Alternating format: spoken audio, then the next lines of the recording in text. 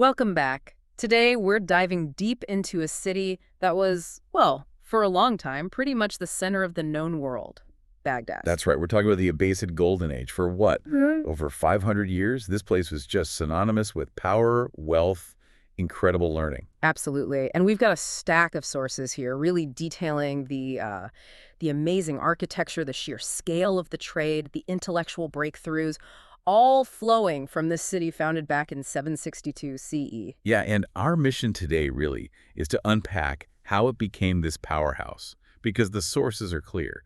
Baghdad wasn't some accident of history. It didn't just grow organically. No, it was planned deliberately. Exactly. Caliph Al-Mansur, he saw it as a statement in stone and brick.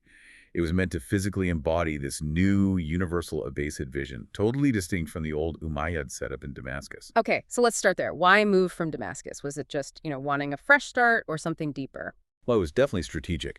Al-Mansur needed a capital that was central, geographically central, but also, maybe more importantly, secure.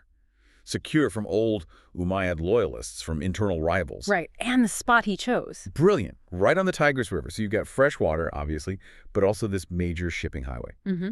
And it sat right at this nexus of ancient trade routes. It connected the Persian heartlands with Arabia, Mesopotamia, points east, points west. I mean, commercially. Yeah. You couldn't ask for a better spot. And the city itself, Madinat al-Salam, the city of peace, the design everyone talks about, the perfect circle. Why it seems so specific, almost 2 kilometers across. Well, that circularity, it was all about projecting order, cosmic order, based apart, right. It definitely drew on older Persian royal traditions, like Firuzabad. Oh, okay. But it wasn't just symbolism. The design had massive practical benefits, too. Right, so how did that actually work? A giant circle sounds impressive, but was it, livable, practical day to day? Oh, highly practical, especially for security and administration. Think of it in layers. You had these huge outer walls, a deep moat, then another set of inner walls, Okay. and streets radiating outwards like spokes on a wheel. This meant you could get troops quickly to any of the 4 main gates. And those gates faced specific directions. Exactly. Towards Basra, Kufa, Khorasan, Syria, the major corners of the empire. It literally oriented the capital towards the lands it ruled. Very clever. And right in the middle, the bullseye. That was the absolute center of power. Mm-hmm. The Golden Gate Palace, the Great Mosque, and crucially, the sources say that initially, that inner core, off limits to ordinary people. Really? Yeah. The Caliph was right there at the geometric heart, the symbolic heart controlling access. It made him seem everywhere and nowhere. Omnipresent, but untouchable. Wow. Okay, so that's the plan, the perfect controlled circle. But what's amazing is how quickly Baghdad just exploded beyond that. It really did. It was magnetic. Yeah. That neat circular design. Within maybe a century, the population just spilled out. Massive suburbs popped up, especially along the east bank of the Tigris. So it became less of a circle and more linear? Pretty much. It stretched along the river. Yeah. And by the 9th century, Baghdad was easily the biggest city in the world. The estimates go up to maybe 1 million people. 1 million. That's staggering for the time. Staggering. Think about contemporary Europe. London, Paris. They were like large villages compared to Baghdad. So 1 million people. How on earth do you feed, house, employ that many? What drove the economy? How did it become this unmatched hub of commerce? Well, control was part of it. They controlled the Tigris, that vital artery for goods. But it was more than that. Baghdad became the place where everything met. Like a global clearinghouse? Exactly. Yeah. It wasn't just one market among many. This is where global supply chains kind of terminated or crossed over. The sources are full of lists. Silk, porcelain from China, spices, jewels, textiles from India, gold, ivory, enslaved people from Africa, furs, timber, metals from way up north, Scandinavia, the Slavic lands. It all flowed into Baghdad. Incredible. And it wasn't just about moving physical stuff, right? Did they develop financial tools to handle all this trade? Oh, absolutely. You had to. Yeah. Handling trade on that scale, across those distances, it drove financial innovation. Merchants in Baghdad developed things like the sack. The sack, like a check. Basically, yeah, a written bill of exchange. So a merchant could deposit gold in Baghdad and then draw on that credit somewhere else, like Morocco or Central Asia, without physically carrying tons of coins. That makes sense. Much safer. Way safer. Reduced the risk from bandits hugely. And it cemented Baghdad's reputation as, the trustworthy center of global finance. And this is where that link between trade and intellect really shines, isn't it? All that wealth didn't just buy palaces, it funded learning. The sources really stress the role of paper. On paper, yes. That's the technological key, really, that unlocks so much of the Golden Age. Yeah. Papermaking itself, that technology came from China. Right. The story is it came via prisoners captured at the Battle of Talis, around 750. That's the traditional account, yeah. And once it reached the Abbasid world, it spread incredibly fast. How fast are we talking? Was it an immediate game changer? Pretty quick, yeah. Within decades, you had paper mills operating in Baghdad. And the impact was revolutionary because paper was so much cheaper than parchment. Which is made from animal skins, right? Expensive. Exactly. Very expensive, slow to produce. Suddenly, with paper, the cost of recording and sharing information just plummeted. This fueled literacy, book production. It created a whole industry. So you literally had streets dedicated to books. Entire streets, full of bookshops, copyists, binders. And that made Baghdad irresistible to scholars everywhere. Knowledge was suddenly accessible, affordable. Which brings us neatly to the absolute pinnacle of Baghdad's intellectual life. The House of Wisdom, Beit al-Hikmah. Established under Caliph Al-Mansur. Why him? And what made this place more than just a big library? Well, Al-Mamun himself was genuinely fascinated by Greek philosophy, by science. But sponsoring the House of Wisdom was also, let's be honest, a political move. How so? By pouring resources into this massive intellectual project, he was basically saying, the Abbasids aren't just military rulers, we're the inheritors and champions of all human knowledge. It cemented their legitimacy through intellectual superiority. Okay. And it wasn't just a dusty archive. It was a state-funded research center, a translation hub.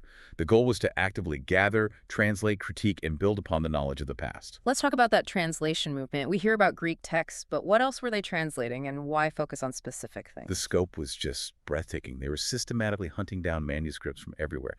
The Greek world, Persia, India. And yeah, a lot of focus was on Greek works, Aristotle's logic, Galen's medicine, Ptolemy's astronomy, but also crucial Indian mathematical texts, Persian literature, and history. They focused on practical, verifiable knowledge, things you could test and use. So it wasn't just about hoarding old books, it was about applying them. Exactly. Using Greek logic to refine medicine, using Indian numerals to develop new mathematics. It was dynamic. And the mix of people involved is fascinating, too. It wasn't just Muslims doing this work. Not at all. That's key to understanding its success. Yeah. It was incredibly cosmopolitan. You had scholars from different faiths working side by side. Muslims, Syriac Christians, Jews, even Zoroastrians. Translating, debating, collaborating. And that mix actually spurred innovation. Absolutely. That cross-cultural ferment was vital. Think of Al-Khwarizmi. He worked there. He didn't just translate Indian numerals. He synthesized them into a whole new system, algebra. That changed math forever, globally. Right. Or take Hunayn ibn Ishaq, a Nestorian Christian scholar. His team translated and standardized huge amounts of Greek medical texts, creating this unified foundation that shaped medicine for centuries in the Islamic world and eventually Europe. It really highlights how that cultural melting pot we talked about earlier was the engine. If we break it down, what were the specific contributions of the different communities? Well, each group played a crucial role. Yeah. Christians, especially Syriac speakers, were often the bridge to Greek knowledge, doing many early translations. Okay. Jewish communities were vital in trade, finance, maintaining those long-distance networks. The Persian influence was huge in administration, bureaucracy, court culture, literature. And then you have the Turks, increasingly important in the military. They started forming the Caliph's personal guard. Necessary for security, maybe, but it also introduced new power dynamic. And that brings us to the cracks starting to appear. A city that big, that diverse, that wealthy must have been incredibly complex to manage. Where did things start to fray? The main issue was political fragmentation. That strong central control Al-Mansur envisioned just couldn't hold indefinitely over such a vast empire. By the 10th century, things started decentralizing. How did that look on the ground? You started seeing powerful regional dynasties pop up, like the Buyids. They were originally Persian warlords. They marched into Baghdad in 945. And took over. Pretty much. They didn't abolish the caliphate, but they took effective military and administrative control. The caliph became more of a figurehead. So the caliph was still there, but the power shifted. Exactly. He remained the symbolic, religious leader, the commander of the faithful, which still carried immense prestige. But the actual day-to-day power, wielded by secular military commanders, first the Buyids, later the Seljuk Turks. So Baghdad stays culturally important, but politically it's becoming weaker, more contested. Right. It remained this amazing cultural center, but the political reality was fractured, prone to infighting, instability. And this period of sort of gradual decline sets the stage for the final devastating blow in the 13th century, the Mongols. Yes. Hulagu Khan, 1258. That was the end of Abbasid Baghdad as the center of the Islamic world. It wasn't just a conquest.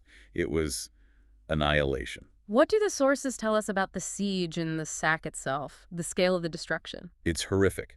After a fairly short siege, the city fell. The massacre that followed. Estimates are impossible to verify, but hundreds of thousands were likely killed. And the knowledge, the libraries, the House of Wisdom. Decimated. The stories are legendary, maybe exaggerated, but they capture the trauma. Accounts claim so many manuscripts were thrown into the Tigris that the river ran black with ink for days. Unbelievable. And beyond the human cost and the books, they systematically destroyed the infrastructure. The irrigation canals that fed the region that supported that huge population, smashed. It wasn't just the city, the entire agricultural base was crippled. Just a catastrophic end to that era. But even after that devastation, the legacy of Baghdad, it obviously lived on. What's the enduring lesson from Abbasid Baghdad? I think it teaches us that real, lasting global influence isn't just about military power or where you are on a map. It's about intellectual openness, about synthesis. Baghdad proved that Islam could be a truly global civilization, drawing on and integrating knowledge from everywhere. Its innovations, algebra, astronomy, medicine, so much more, they didn't just stay there. They flowed outwards, forming the bedrock for later science in the Islamic world and, crucially, in Europe, too. So it showed that great cities, great civilizations thrive on that deliberate exchange of ideas and cultures. Absolutely. It was that fusion. Yeah. Al-Mansur's calculated design for control, yes, but also Al-Mamun's investment in knowledge, in paper, in translation. That combination changed the world. Precisely. And looking back at the sources, it's so clear how much that intellectual flowering depended on the infrastructure of knowledge at the time. Cheap, accessible paper, these dedicated translation centers, that's what allowed ideas to travel and grow. They were the information highways of their day. Which leads to a final thought for you, our listener, to consider. If Baghdad's intellectual dominance relied so heavily on accessible paper and systematic translation, the key knowledge infrastructures, then what modern infrastructures are the most vital today? What do we need to protect and expand to ensure global knowledge continues to survive and flourish in our own era?